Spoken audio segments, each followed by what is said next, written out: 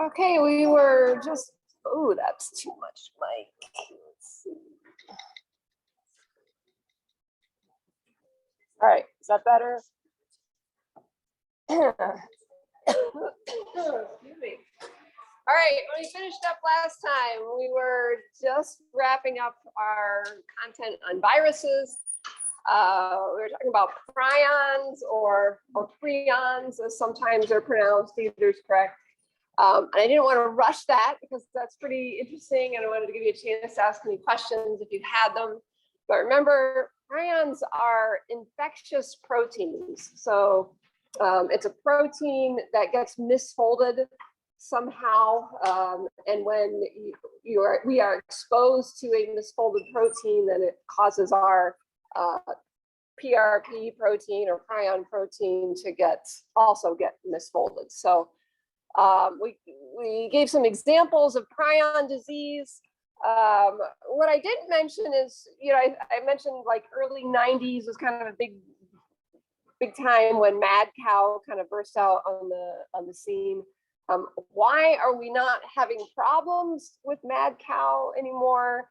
Well, up until that time, we were giving animals feed that was basically made from ground up animals, dead animals. So that neural tissue and that's included in animal feed that was just kind of perpetuating.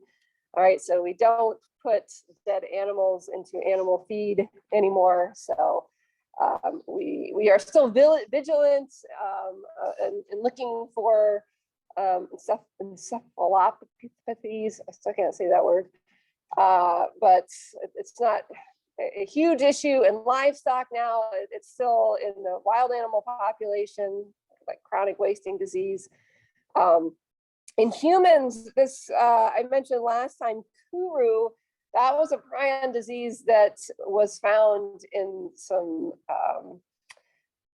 villagers in Papua New Guinea. I mentioned that they're cannibals. That's not really a super, well, it is. In their culture, it was the highest form of, what do you say? I'm not having a stroke. I'm just having trouble saying my words today. When a relative would die, it was their culture for their descendants to eat the brain, the different parts of the deceased relative. So if you got to eat the brain, that was the most honored thing to be able to eat. So anyway, we've taught those villagers not to do that anymore, and we haven't had any more cases of Kuru since that's happened. But there are other prion diseases like fatal familial insomnia that's genetic, very rare. But these diseases are always fatal because they get these, when those prion misfolded proteins clump together, and then the neurons don't function. So you get these plaques building up in neural tissue, and it's always eventually fatal. So any questions about prions? Any other viral questions, I guess? All right, so let's move on. Whoops, that's the very bottom. We're going to move into chapter 12. We are really switching gears here a little bit. One of my favorite cartoons here, bacteria free. That means I just don't charge you for it. We're really switching gears into thinking. We've all semester talked about kind of the structures of cells and how they work, how they grow, how they reproduce. We're really switching gears now into thinking about how to kill microorganisms when we don't want them around. So we are spending a lot of time on that. Again, I don't like to give students the impression that all bacteria are bad or all microorganisms certainly are not bad. But that's just kind of what we focus on in this class, because a lot of you will go on to clinical careers. But we're thinking about how, in this chapter, how to control microbes in the environment. Next, we'll think about how to kill them in our body by going through how antibiotics work and some examples of antibiotics. And then that will lead into kind of talking about infection in general and how our body's immune system fights infection. So that's what's ahead in the weeks to come. Of course, we didn't always understand what caused infection. So these pictures are just kind of a collection of things that people used to do, that they kind of superstitions that they had to try to ward off disease. Of course, the blood flukes for that persisted for a long time in the 1800s. That bad blood was the source of disease, and we needed to get out that bad blood. Going back to like the plague years, the picture of the gown and the kind of the crow costume, that's what doctors would dress as back in like 1600s when they were visiting patients that had bubonic plague. They had a stick there so that they didn't have to actually touch anyone. And they put like herbs into the beak of that costume to try to keep them from smelling the bad air. So our personal protective equipment has come quite a long way. Hopefully we don't look like that anymore. Washing in urine, that was another superstition. That's glad we don't have to do that anymore. Or tying a dead chicken, to the site of infection was thought to ward off disease. So thankfully, we've come a long way. We're gonna first talk a little terminology. These are probably terms that you've all heard before, but we want to make sure we're using them correctly. We're thinking about, we have lots of different methods to try to kill bacteria and other microbes in the environment. How do we decide which method to use?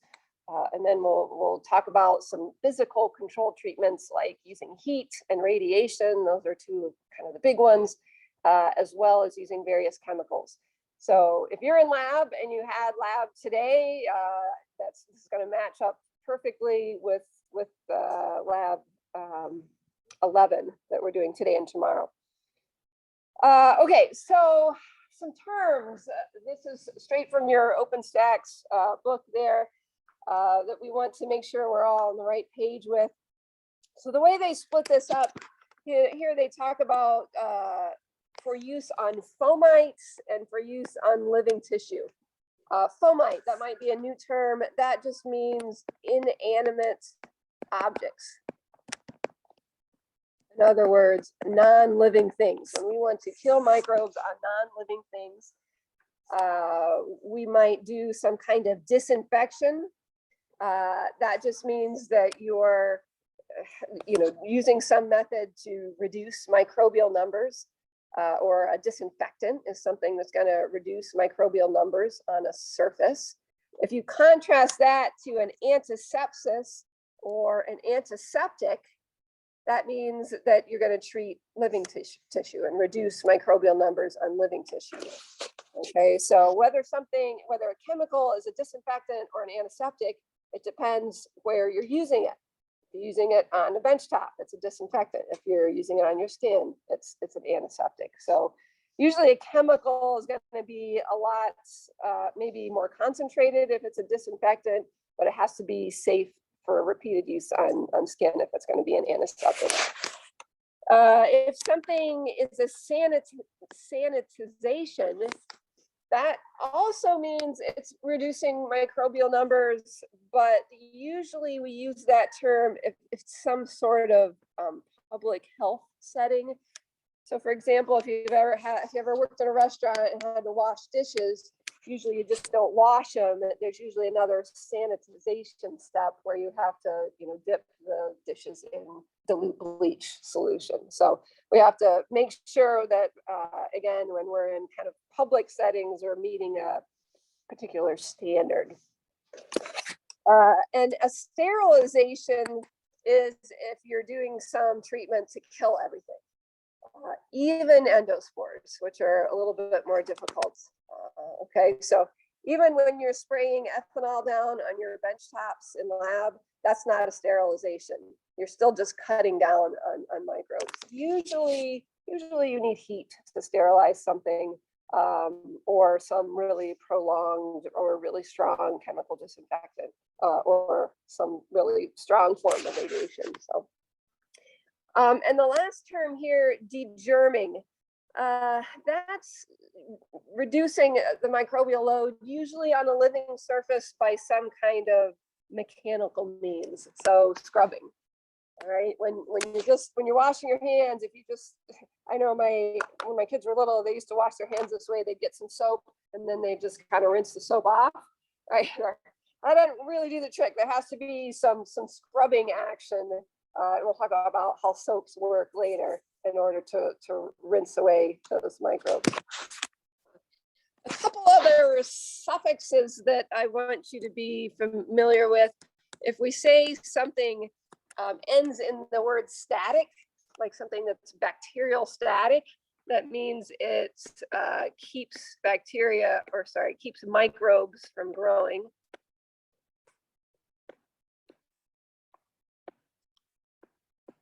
It doesn't necessarily mean it kills it right away, just keeps it from reproducing.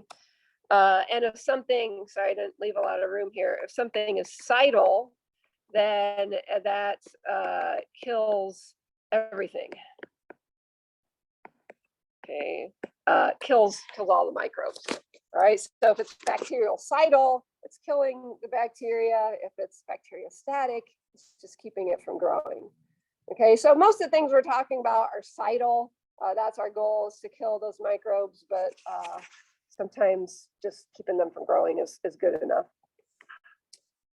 All right, so if we are thinking about what microbial method to use, antimicrobial method to use, there's a number of things that we need to keep in mind. For one, what site are we trying to treat? Is it a living site? Is it a non-living site? If it's non-living, is it some kind of surface that maybe we care whether it gets stained or not? Is it okay if it leaves some residue behind? If it's living, of course, we have to be concerned about, is it safe to be using? Okay. Exposure time. How long is feasible? Most disinfectants that you might say use in your kitchen at home, they almost always say on the bottle, spray it on, leave it on for 30 seconds, and then wipe it off. Even strong chemicals need a little bit of contact time. Okay, and in terms of heat, different microbes might withstand longer heat exposures to others. So we have to consider exposure time, especially for chemicals. How concentrated is the chemical? Obviously, ideally, a chemical would work even when it's very dilute, because that is going to be cheaper to use. So most of the time, chemicals are more effective the more concentrated they are, but that's not always the case. We'll talk about that exception. Are the cells that you're trying to kill actively growing? When cells are in their log phase of growth, they're always more susceptible. Okay, so if they're actively growing, they're easier to kill. What's about the temperature? What about the pH of the surface or the environment where you're trying to kill? This graph here shows, and I forget what kind of, this was a chemical treatment, I think, and I don't know what kind of cells were used, but the graph is showing that the microbes are dying very quickly within, say, 3 minutes at 45 degrees Celsius, which is pretty hot. I want to say that's, like 100 degrees or something like that Fahrenheit. And at room temperature, it's taking them a lot longer to be killed. Okay, so that high temperatures kind of speeds up metabolism, will speed up the death time. For some chemicals, pH is really important. So you know that if you've ever taken care of a swimming pool or a hot tub, but when you add the chlorine, as the pH here increases, the chlorine will start to disassociate, and then it won't work anymore. So if your pool pH is 8.5, you can dump all the chlorine that you have in there, and it's not going to do any good because it will dissociate. So Sometimes you have to pay attention to pH. And one that we often forget is the presence of organic matter.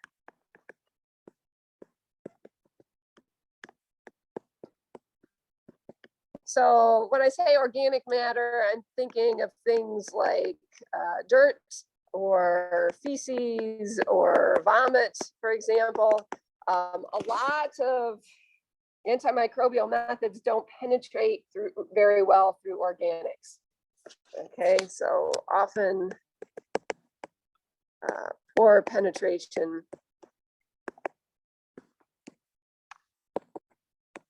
through organics. Okay, so it's easy to forget that. Say you've got a nasty mess to clean up, you might dump some disinfectant on it and clean it up. Well, that disinfectant doesn't really penetrate very well through that feces or whatever. So you really have to clean it up and then disinfect if you're trying to disinfect the floor. So again, some chemicals are better at penetration there than others. Okay, so if you're thinking about also, what are you trying to kill? This chart of relative susceptibilities is from our old textbook and not your OpenStax.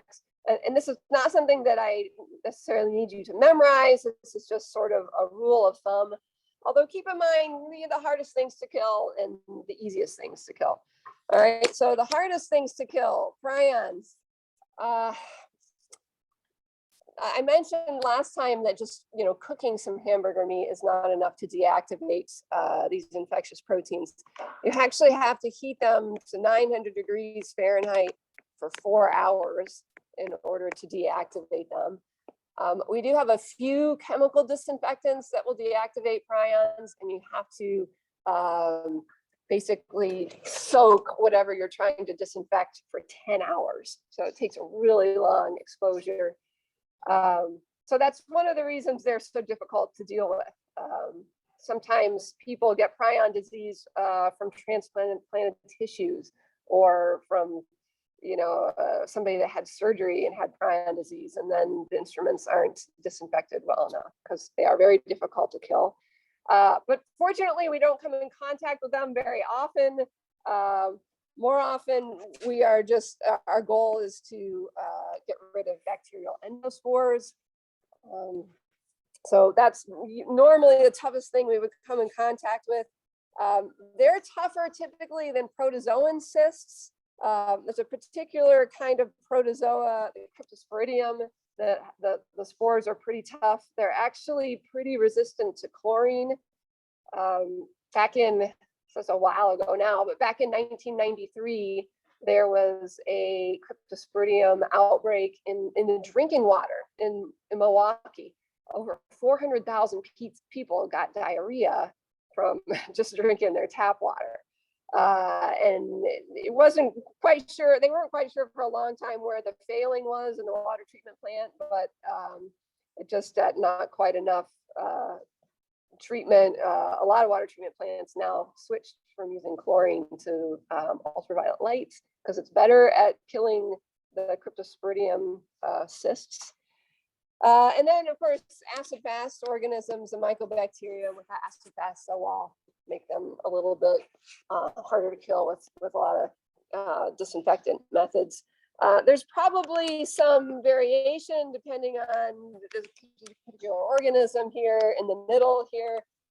Usually the easiest thing to kill are those enveloped viruses. We talked about how that envelope, remember, it's a phospholipid membrane. It dries out really quickly in the environment. Any sunlight or anything is going to deactivate it. And of course, that's really important because its receptors are going to be on that outermost surface. So they're not going to be able to infect their host if their membrane is gone. So things like COVID, influenza, those are envelope viruses. They're really wimpy in the environment.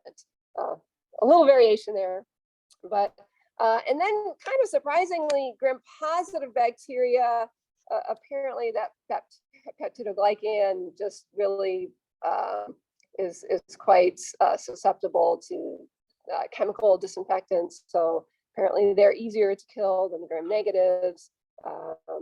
The small non-envelope viruses, that's something like norovirus, even just hand washing, or sorry, even like alcohol hand sanitizer sometimes is not enough to deactivate that.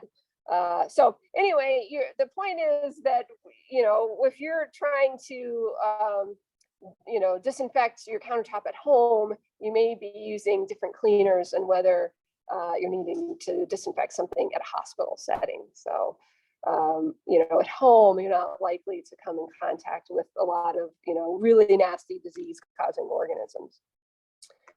We also want to think about, with our different methods, how they work to kill microbes. There are two basic methods. They can disrupt cell walls and membranes.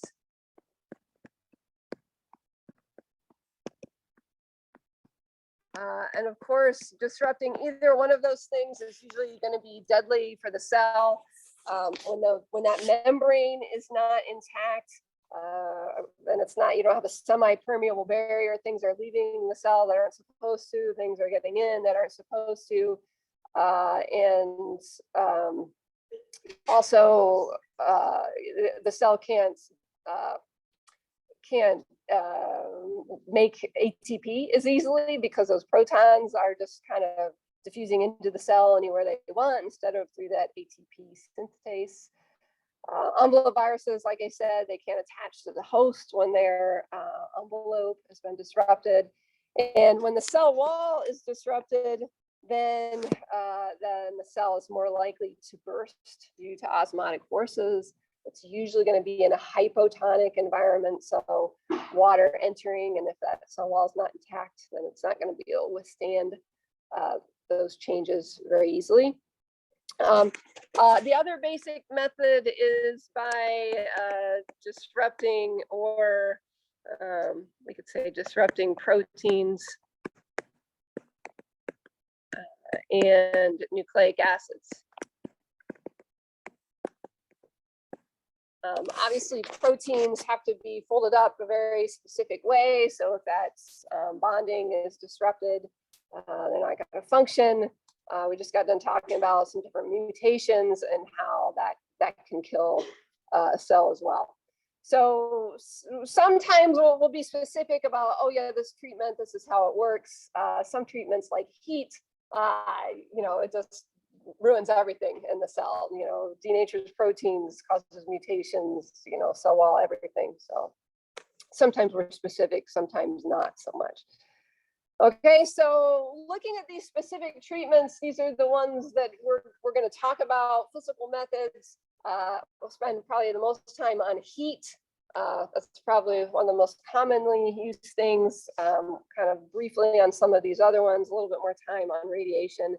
And then we'll shift our focus to some chemical agents. I've kind of picked and chosen which chemical ones to do so that I'm not totally overwhelming you, but I've got those set up in order of kind of a low-level disinfectant, one that's going to work on some of these like lower-level, easier things to kill down here, all the way up to high level. Those are ones that are going to kill endospores.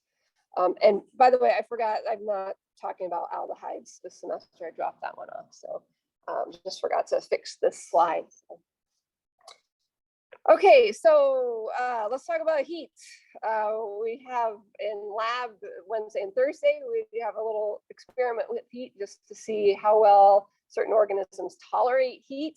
But like I said, heat pretty much does everything. Denatures proteins, destroys membranes, disrupts nucleic acids, pretty much everything.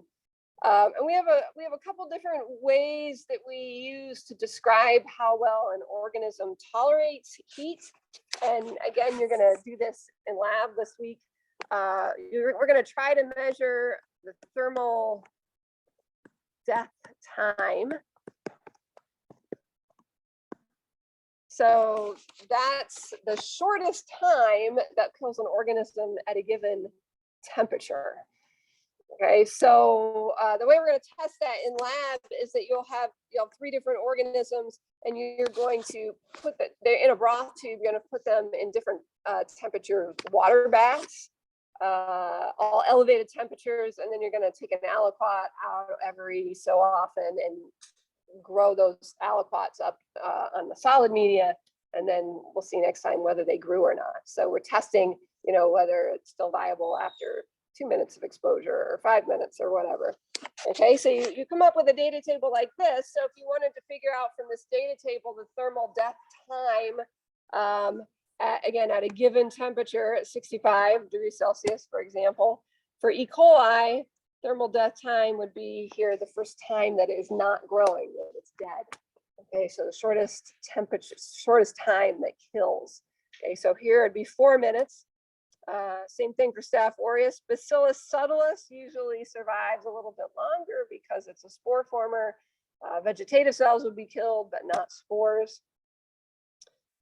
And if we just switch the variables around there, we could also try to determine the thermal death point.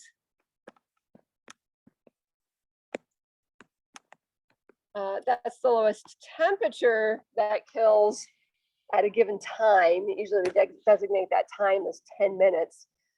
So for here, you have to incubate your organisms at many different water baths. It's a little bit more cumbersome to do. So here, lots of different times, we test them at 10 minutes and still see if they're still alive or not.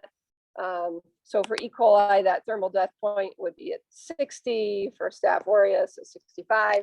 I just made these numbers up, just interpreting a data table here. Again, Bacillus is a little bit, we would say, more thermoduric, meaning it can withstand elevated temperatures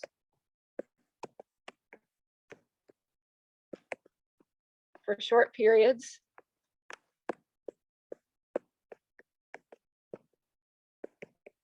Okay, so Bacillus subtilis is not a thermophile.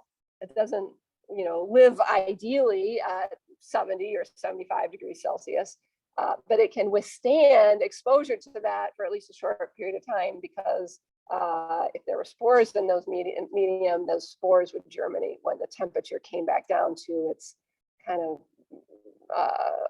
the temperature that it likes. So some different applications. How do we use heat? Most often we like to use moist heat because that penetrates much more quickly than if we use dry heat. So we'll look at moist heat applications first. If you're trying to disinfect something at home, you might think of, oh, I'm going to put it in some boiling water. That's pretty effective. We still consider it a disinfection or a sanitation rather than a sterilization, because it actually takes more like at least half an hour to kill endospores when they're boiled. So it has to kill in what's considered a reasonable amount of time. So 10 minutes is usually considered kind of a reasonable amount of time. So boiling is actually not a sterilization. It will kill vegetative cells though. Another moist heat application is pasteurization. So we treat not only milk, but some other things like fruit juices and ice cream, things like that sometimes. Of course, this is a method that's named for Louis Pasteur, who first controlled spoilage of wine back in France in like the 1860s, I think.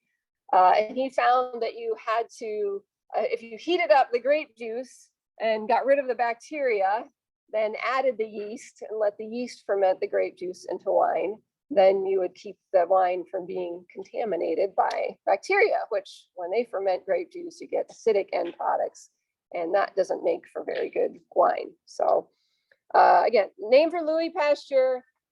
Again, this is a sanitation.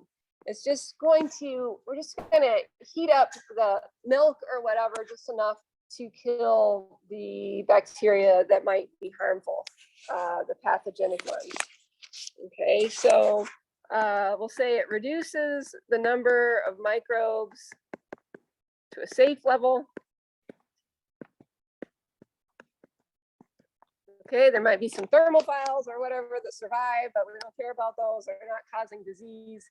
And it is going to increase the shelf life.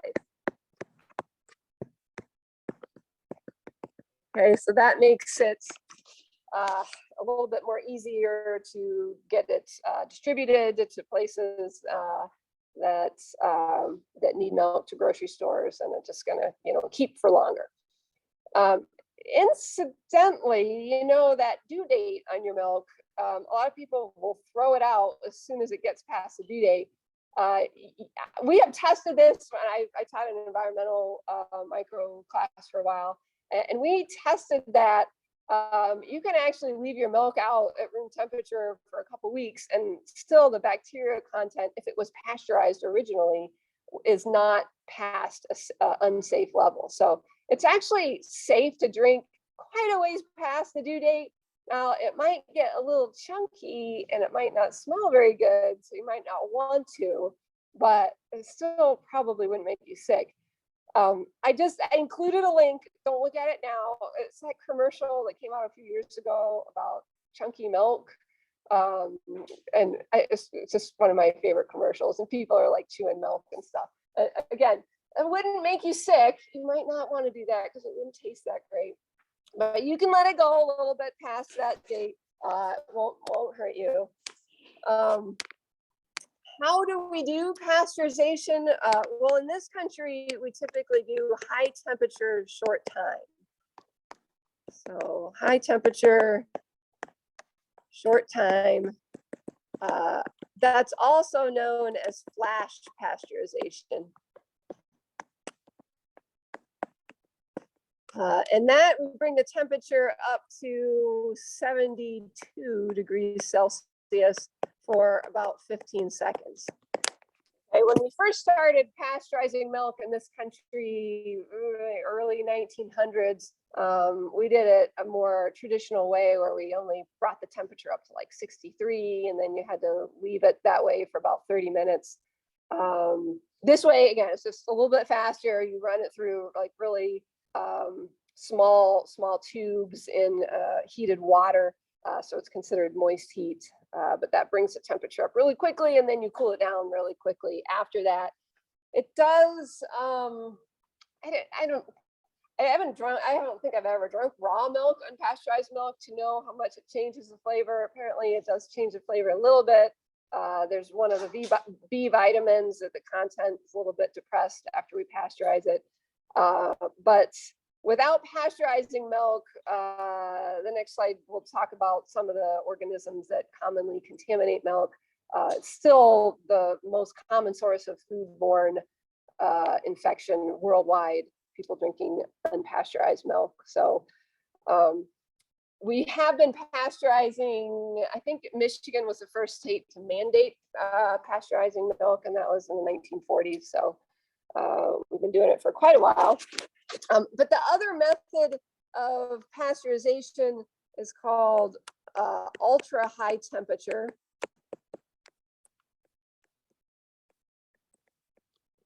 And that's where you bring the temperature up to 138 degrees Celsius. That's pretty hot. That's way above boiling, and just for 2 seconds. Okay, so this is going to be a sterilization.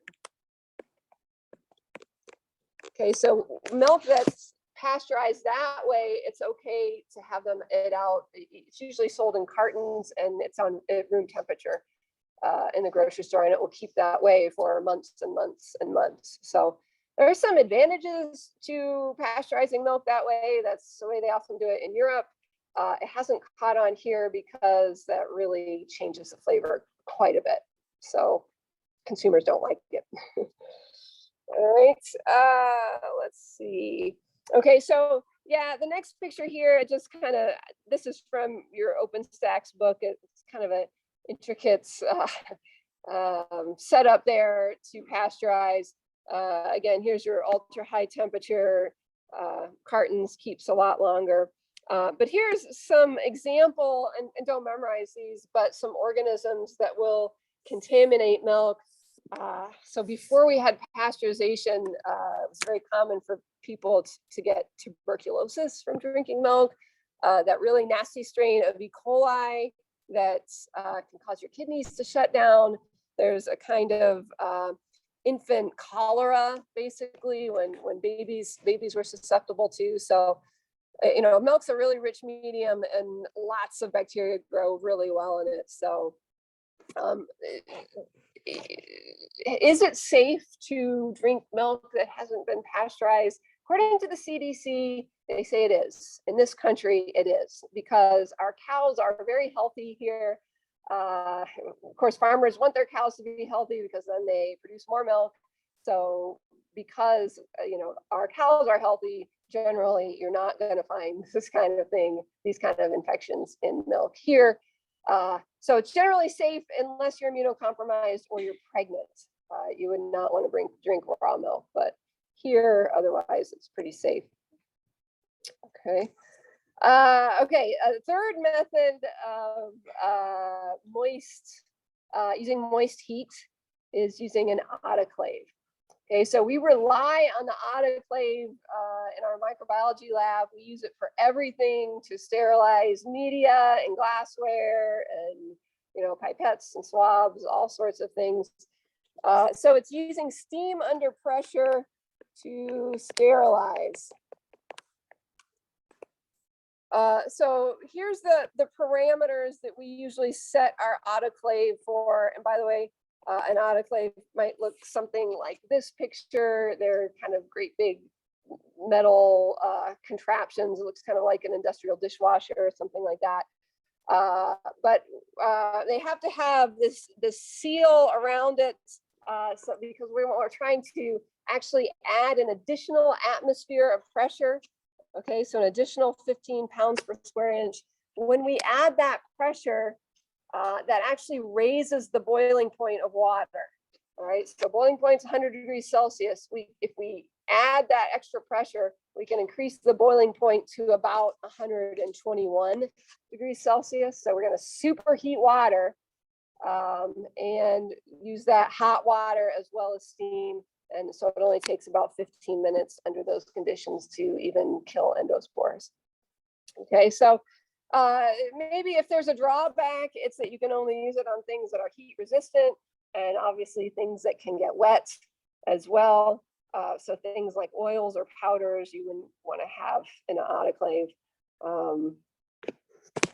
Okay, our autoclave actually breaks down with pretty regular frequency. So how are you sure that the conditions have been brought up to high enough temperature and pressure to kill everything that you thought you autoclaved? Well, typically we'll just make use of some autoclave tape.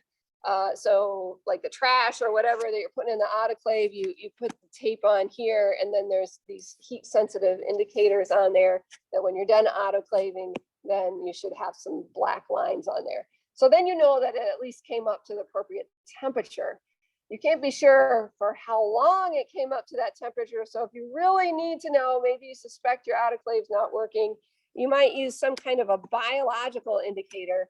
And how that works is that you have an outer vial here that's plastic, and then this inner vial is glass that has some microbiological media in it. And then you have a little test strip here that has some endospores on it. So you autoclave that, and then after you autoclave it, you twist it so that you break that inner media, that glass, and that comes in contact with the endospores. You incubate that for 24 hours. And there's also a pH indicator in that media, so that if those endospores are metabolizing, you're going to have acidic end products, and it will change the medium yellow. So if those endospores don't get killed, you'll see a color change, and you know that the autoclave was not working, that those endospores are still viable. So no color change, and you know that the autoclave was working just fine.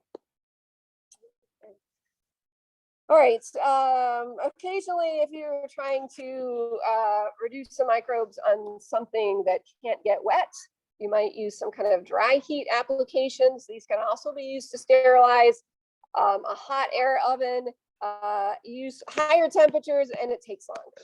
So for instance, you might put things in a oven at 170 degrees Celsius. That is not that hot. It's 340 degrees Fahrenheit. So, you know, you could use your oven at home to sterilize things. It takes longer. It takes a couple of hours rather than 15 minutes. The autoclave actually takes some time to come up to pressure and time to come out of pressure, so it's not quite that quick. But of course, you can't put things in a hot air oven that might catch on fire, like paper or swabs or things like that. But you can use that for glassware, certainly. And just burning or incineration, that's a hot air method, works great for trash, right? We can sterilize trash that way. Heat stable instruments like our loop that we use in lab works great. Put those in a Bunsen burner flame. Just a reminder, you have to get that red hot. It doesn't have to be the whole loop is red hot at the same time, but you have to get the whole thing red hot. If you're, you know, gotten a little bit lazy and just kind of whipping it through the Bunsen burner, that is not sterilization. So again, make sure you're getting it red hot. If you're really in a hurry, you could use something like this.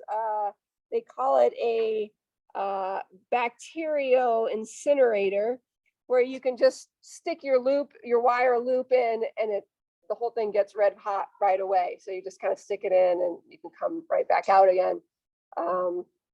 Again, so if you're like our lab prep people, will use one of those when they're streaking out all the stock plates, just so it saves a little bit of time. All right, so moving on to some other methods, other physical methods. Cold doesn't work the same way as heat, okay? So refrigeration and freezing, that's considered bacterial static, okay? So in other words, it's just keeping those microorganisms from growing, not killing them generally. So anytime, you know, we put cultures in the refrigerator, we're just kind of keeping them from growing. There are some exceptions to that. If an organism's a psychrophile, then it's going to grow ideally maybe in the refrigeration temperature. And there are some organisms that are not psychrophiles, but they still may grow in the refrigerator. Listeria Monocytogenes is a common foodborne organism that causes some outbreaks of things because it's a facultative psychrophile. So it grows best at body temperature, but it also grows pretty well in the refrigerator. So some things like lunch meat, if it was contaminated at the factory, and then, you know, it sits in your refrigerator for a few weeks, then it's having a chance to grow up and maybe make somebody sick. Freezing cells, still also bacteriostatic. This is a common way if we want to store cells for long periods of time, we might put them at minus 80 degrees Celsius. So that's really cold. That's minus 112 degrees Fahrenheit. And, you know, when we thaw those cells out, some of them maybe are not viable, but enough of them are viable in order to keep a culture going. So, okay. Other things, bacteria. Oh, question.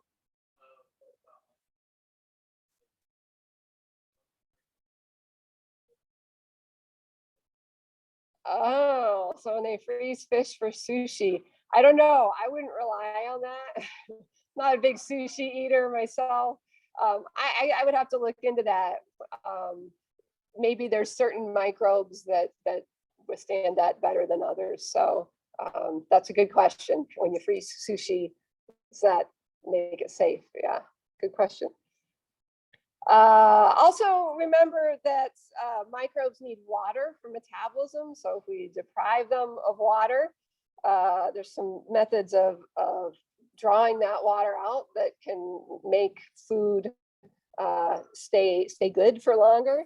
So in this picture, they are desiccating or drying out apricots so that fresh apricots do not stay fresh very long. I don't know if you've ever bought those at the store, but again, you dry them down and then they're edible for a lot longer. Lyophilization, that's basically freeze drying. So you might freeze something like cells or maybe some kind of food really quickly by exposing it to liquid nitrogen, and then you in a vacuum you pull out those solid ice crystals. So it's basically a sublimation where the water goes from the solid phase straight to the gaseous phase. You skip that liquid phase. So it's those ice crystals sometimes that will cause cells to lose their integrity. You can store cells or food pretty much indefinitely. So something like backpacking food or astronaut ice cream. Usually you would add some water before you eat that just to make it a little bit more palatable, but essentially have killed the bacteria that would rot it. Another way using osmotic pressure is basically a dehydration. So you add salt or sugar to your food, not just so it tastes good, but that high hypertonic medium is going to draw the water out of the bacterial cells that would be there that would make it go bad or make us sick when we eat it. That very hypertonic environment. So the food keeps longer. Usually fungi are not going to be as susceptible to a hypertonic medium, where bacteria are usually killed really easily. So usually it's some kind of mold that will spoil food rather than bacteria. All right, and then a few more physical methods: filtration, air filters. We've heard more about that in the last few years. Probably people having air filter systems at home even has become more popular, but you can get these HEPA filters basically to filter out any size particle that you want. We use those pretty commonly in fume hoods. Thought I had a picture of that. I guess not. Very commonly in fume hoods. When your aseptic technique has to be really good if you're doing a large number of work with a lot of work with bacteria. Of course, they have those in hospitals. Membrane filters are a way to sterilize liquids. So we talked about membrane filtration as a way to count cells. You would use a filter there and put it on some media. You can also, use that membrane, again, really small membrane to even sterilize whatever fluid that you draw through there. You can do that with, this is a good way to sterilize drugs, for example, or vaccines, things that are sensitive to heat. There was an example about 10 years ago of, I think it was like 800 people got fungal meningitis from a drug that they took that was injected because they had back pain. It was, I think it was a steroid shot that they got as an epidural for back pain that at the compounding pharmacy in New England hadn't been properly, quality controlled, and it was contaminated with the fungus, and like 60 people died because they had some back pain, basically. So really important when something has to be sterile, it's really important that you test that it is. Probably hadn't maybe used the correct filter or something, I don't know. And then lastly, we come to radiation. There's two different kinds of radiation, ionizing and non-ionizing radiation. We just got done talking about this in terms of these are things that can cause certain kinds of mutations. Of course, ionizing radiation pulls electrons off of molecules. Okay, it creates ions.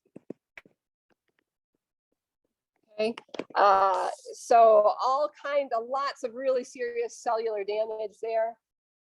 We are pretty much out of time, so we will pick up with some ways to use radiation next time, as well as get into our chemical methods. So have a good day.